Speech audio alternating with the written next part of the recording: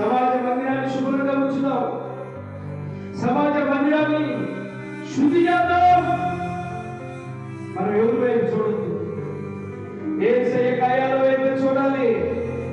యేసయ్య నీ కొరకు 33 సంవత్సరాల యవ్వన రక్తాన్ని ధారపోశాడు అని ఆయన భక్తి ద్వారా సమాజానికి చెప్పాడు.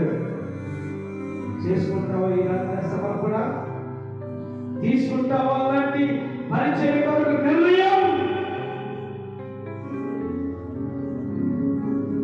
భోజనాలు జరిగినప్పుడు ముందుగానే భోజనం చేసి ఇంటి దగ్గరకు తీసుకెళ్దాం. ఒకవేళ మిగిలి పాడేస్తారేమో అని వెనక ముందు ఆలోచన చేయకుండా ముందుగా క్యారేజీ తీసుకొని పోయేవాడు వేళ ఆ జాబితాలో ఇంకేమైనా ఆశీర్వాదమా?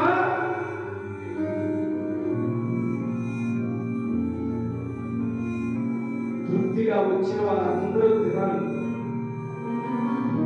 పరిచర్య చేయాలి.